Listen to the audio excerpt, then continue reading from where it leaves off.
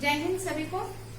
Welcome to the YouTube channel competitive forum in which I used to take biology classes. I am Priyanka Parashar, KV Kusmunda, PGP Biology.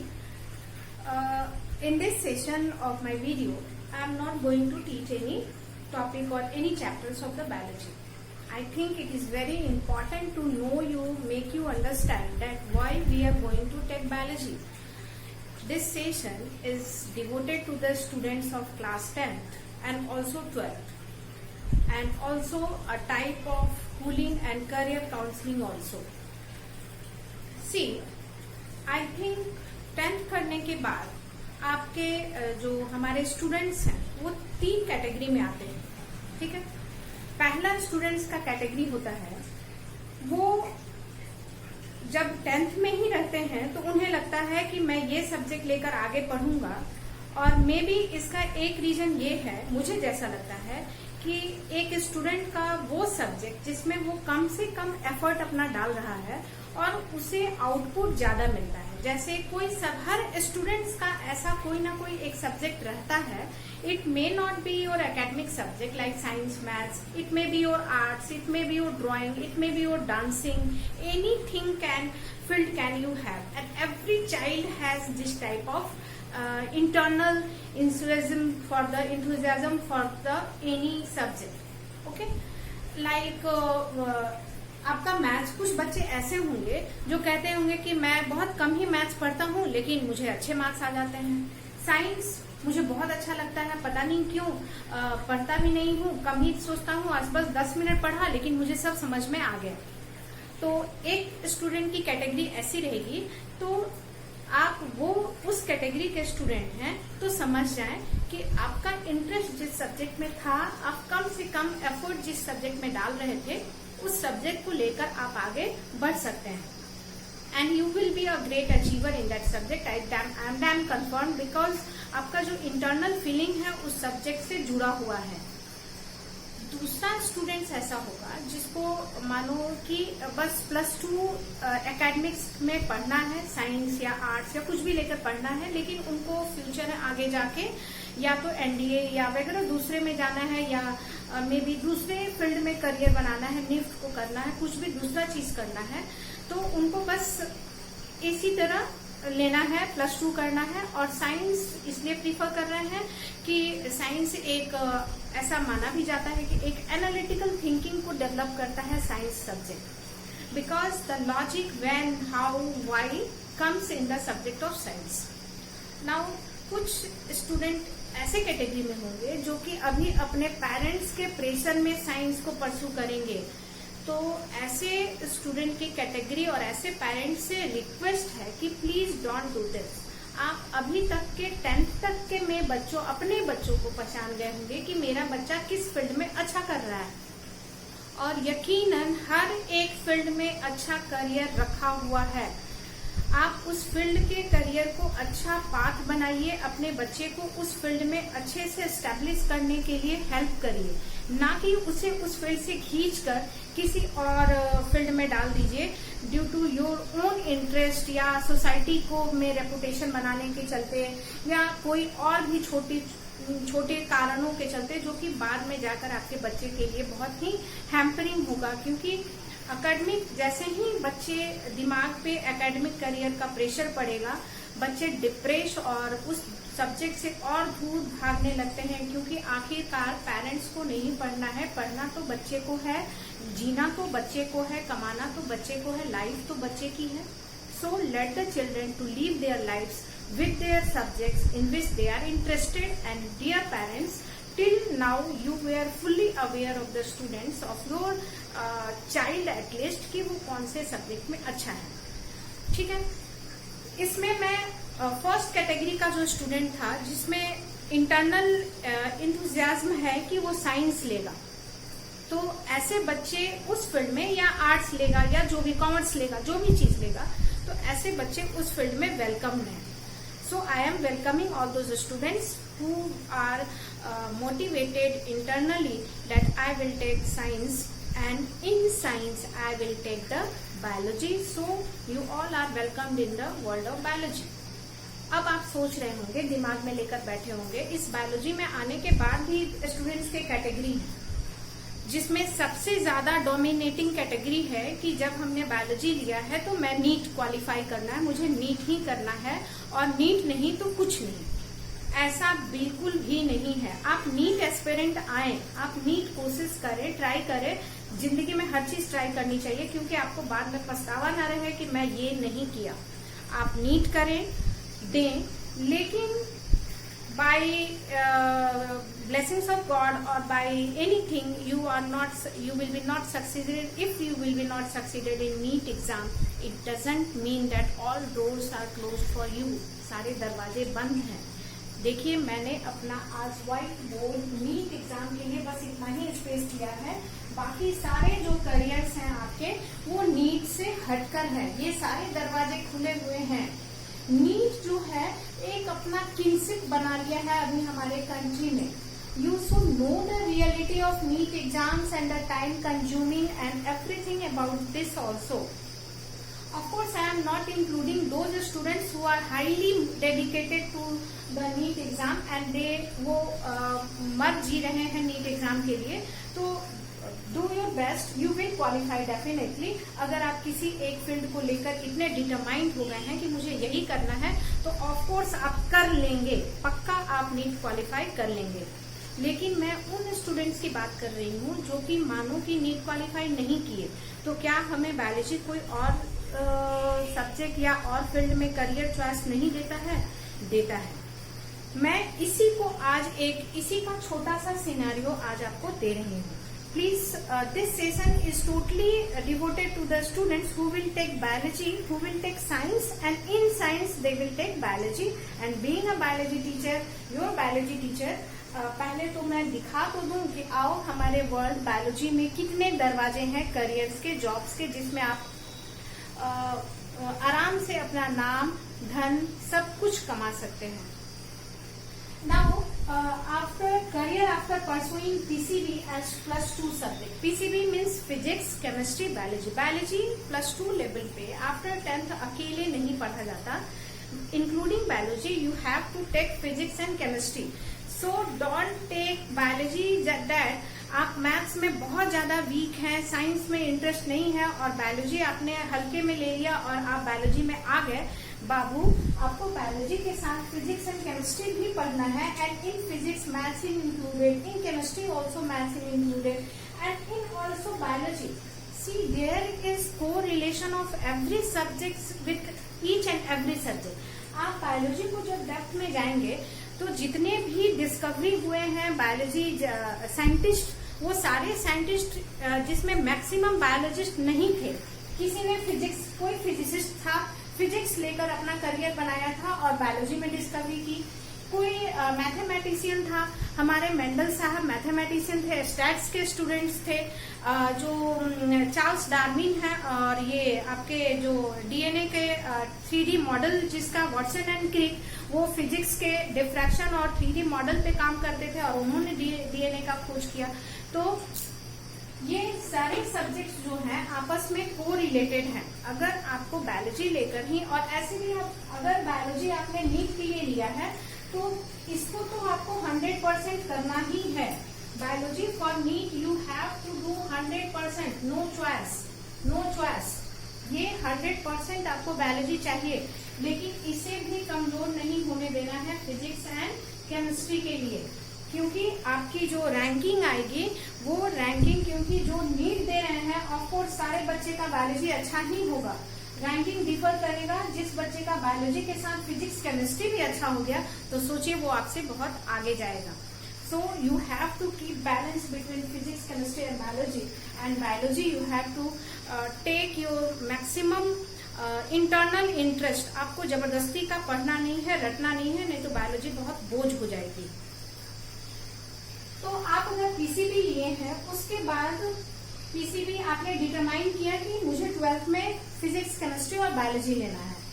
आपने पढ़ा, सबसे पहले तो आप, मेरा ये चॉइस रहेगा कि आप अगर +2 लेवल पे ध्यान दें, अपने बेस को ध्यान दें, ये ज्यादा बेटर है इन कंपैरिजन में कि अभी से ही आप कोटा या कहीं और पलायन कर जाएं इस +2 लेवल पे ही। अभी 10th में है आप इमोशनली एंड मेंटली उतने डेवलप नहीं है कि बहुत सारे प्रेशर्स को बर्दाश्त कर पाए। कोटा वगैरह में कॉम्पिटिटिव डिस्कशन, कॉम्पिटिटिव भावनाएं बहुत ज्यादा है। थोड़ा और 10th के बाद मैच्योर होइए, +2 के बाद। तो मेरा अपना पर्सनल सजेशन है, then you go to the Kota and anywhere to pursue NEET और सम एग्जाम्स। बट आप +2 लेवल पे अपने घर पे, मैं पेरेंट्स से भी रिक्वेस्ट करूंगी कि एक बार आप जरा इस बात पे ध्यान देंगे। जो पेरेंट्स 10वीं क्लास से ही बच्चों को बाहर भेज रहे हैं, तो ऐसे भी अभी the present era is Covid, आपको बहुत सारी चिंताएं होंगी, और अभी आप बच्चे को अपने पास रख के उनके बेस को मजबूत करिए, फिजिक्स, केमिस्ट्री, बायोलॉजी, जो कि आराम से स्कूल लेवल पे स्कूल टीचर द्वारा किया जा सकता है। और अगर आप केवी कुसमुंडा में बायोलॉजी ले रहे हैं, तो मैं तो कंफर्म कर रही हूँ कि बायोलॉजी आपको +2 तो सोचना ही नहीं है, नीट भी मैं मोर देन 80% कवर करा दूंगी। तो आपके 3 फील्ड्स खुलेंगे +2 के बाद। आपका एक ट्रेडिशनल स्टडी आप कर सकते हैं, मेडिकल फील्ड में आप जा सकते हैं, और जनरल सर्विसेज में आप जा सकते हैं। ठीक है, मेडिकल फील्ड की बात सबसे पहले करते हैं, क्योंकि ये टोटली रिलेटेड टू बायोलॉजी है। जनरल सर्विसेज और ट्रेडिशनल स्टडी दूसरे सब्जेक्ट्स के स्टूडेंट भी करते हैं, जैसे जिन्होंने फिजिक्स, केमिस्ट्री, मैथ्स लिया, कॉमर्स लिया, ह्यूमैनिटीज लिया, वो भी ट्रेडिशनल स्टडी करते हैं और जनरल सर्विसेज में पार्टिसिपेट करते हैं। लेकिन जो आपका ये मेडिकल फील्ड है, ये medical field is completely devoted for the PCB students. ये पीसीबी स्टूडेंट ही ले सकता है। तो सर्वे सर्वा है नीट एग्जाम, जिसमें हमें तो लगता है कि 95% कम text biology for NEET exam. ठीक है, लेकिन आप उसके बाद की भी लाइंस को देखिए। हमारा ये नीट जो है ऑल इंडिया बेसिक्स एग्जाम है, जो कि हमें अलाउ करता है for the study of MBBS. कुछ बच्चे, मुझे पक्का है कि नीट एग्जाम के लिए चाह रहे होंगे और एमबीबीएस का फुल फॉर्म नहीं जानेंगे।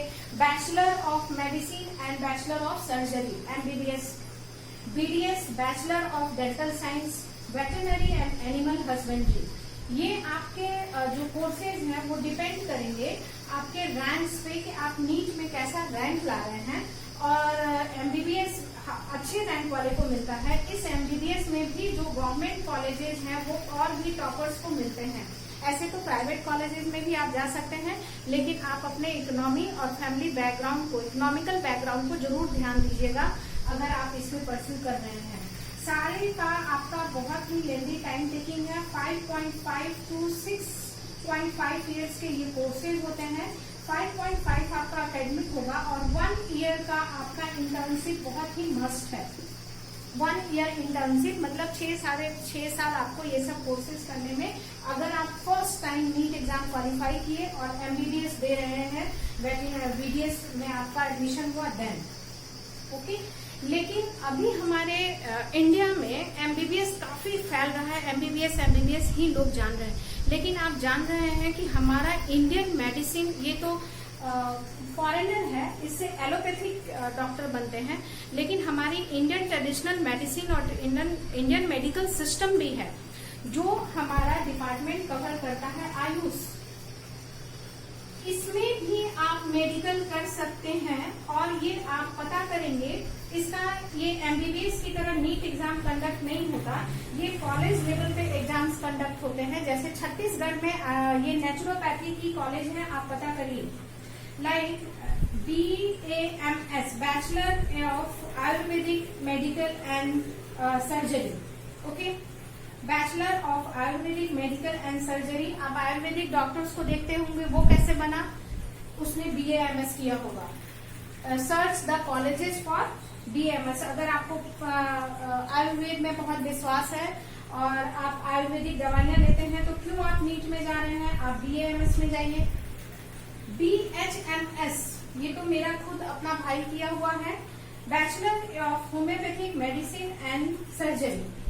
होम्योपैथिक डॉक्टर के पास आप जाते हैं, बहुत सारे ट्रीटमेंट अब होम्योपैथिक में ही बहुत अच्छे से हो रहा है, तो वो कैसे डॉक्टर बना होगा? Not by giving NEET exam but by doing the BHMS course. उसके बाद है BUMS, बैचलर इन यूनानी मेडिसिन एंड सर्जरी।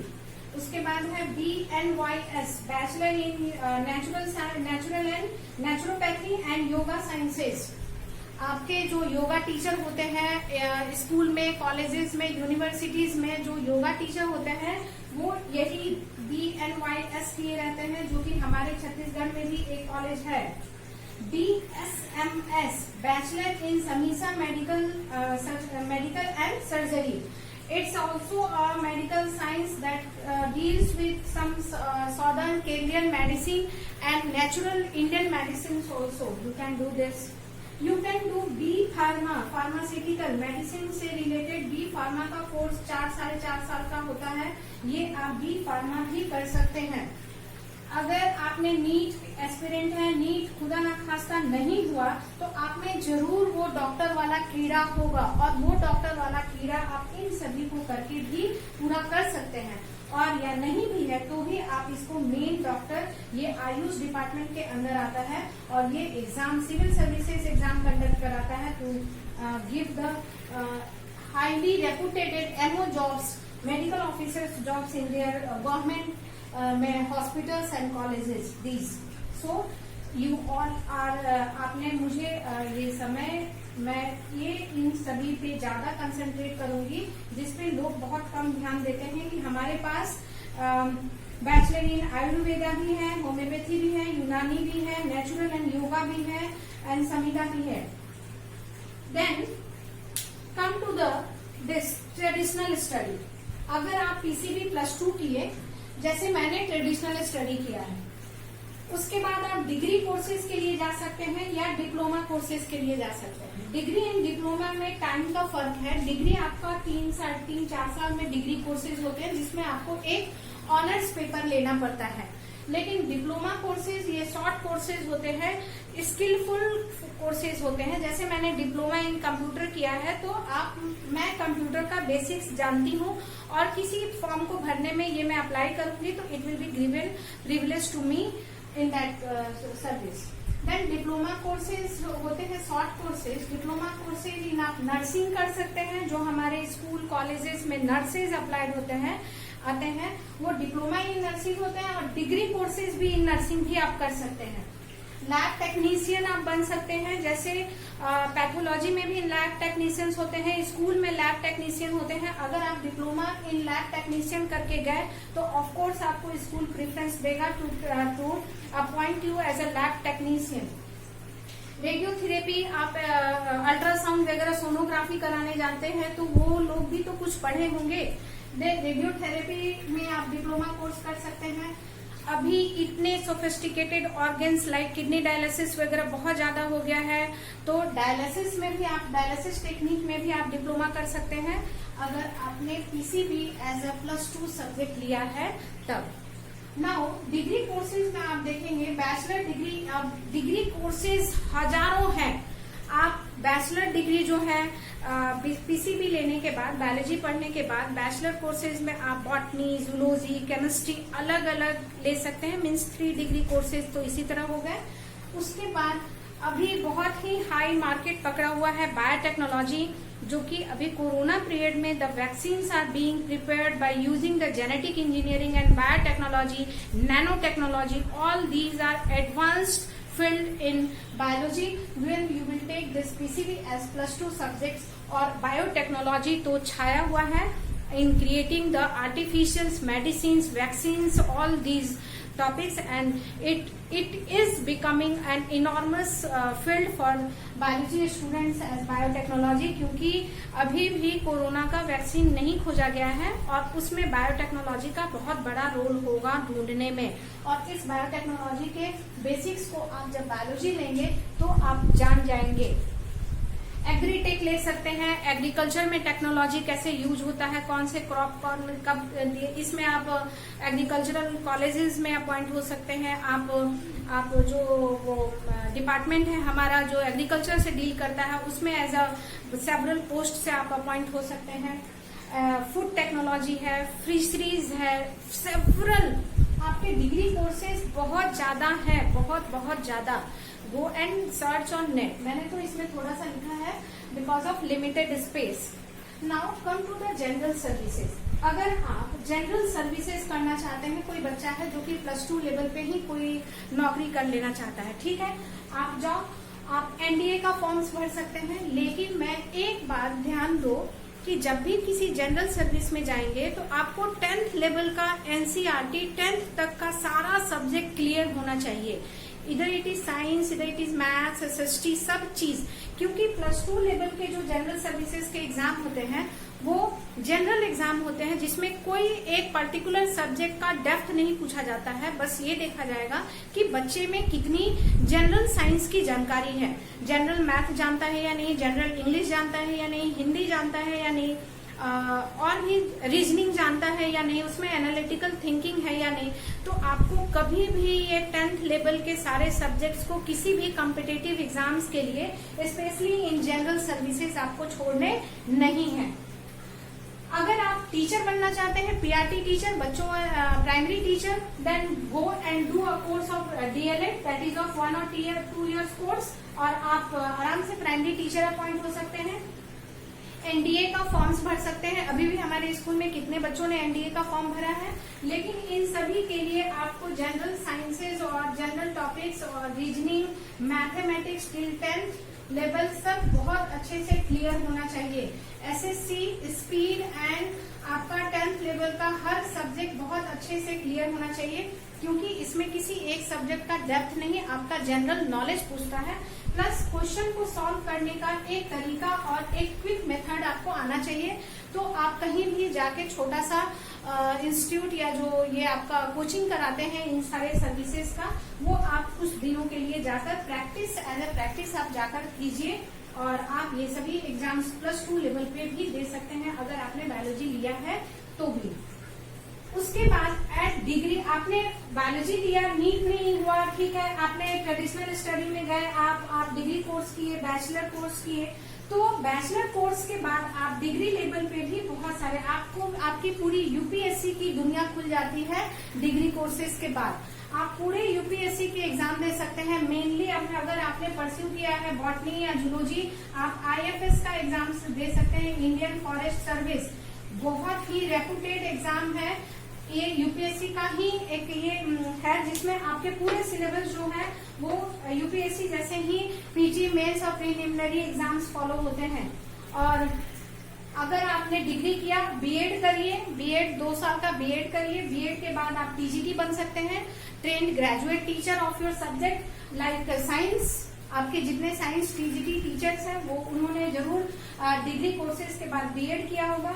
अगर आप डिग्री कोर्सेज किए देन आप पोस्ट ग्रेजुएट कर सकते हैं, अपने सब्जेक्ट में एमएससी कर सकते हैं और देन बीएड करेंगे तो आप as a PGT like me appoint हो सकते हैं, क्योंकि मैंने ट्रेडिशनल कोर्स में एमएससी किया जो बॉटनी को लेकर, और देन बीएड किया, और फिर जनरल पार्ट को स्ट्रॉन्ग किया, जनरल सर्विसेज के लिए जनरल स्टडी को स्ट्रॉन्ग किया, क्योंकि हर जनरल सर्विसेज के एग्जाम में आपको मैथ्स, रीजनिंग ये सब आना ही आना है, करंट अफेयर्स आना ही आना है। करंट अफेयर्स पे फोकस कीजिए, न्यूज पढ़िए, अभी से न्यूज की कटिंग रखिए, कौन से मिसाइल्स बन रहे हैं, हमारा जो डिफेंस सिस्टम है उसमें क्या लॉन्च हो रहा है, कहाँ सबमरीन है, ये सभी प्रकार के कौन सी घटना सबसे पहले कहाँ हो रही है, ये आप अपने पूरे 6th, 5th जो 5 सेंस ऑर्गन है सारे को खोल कर रखिए।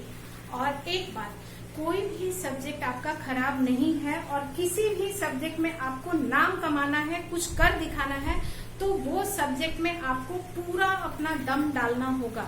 जब तक आप अपना पूरा दम नहीं डालेंगे तो वो सब्जेक्ट आपका अपना नहीं होगा। और फिर कहते हैं कि मैंने ये सब्जेक्ट लेकर खराब किया। कोई सब्जेक्ट खराब नहीं है, कोई सब्जेक्ट किसी करियर का दरवाजा बंद नहीं करता।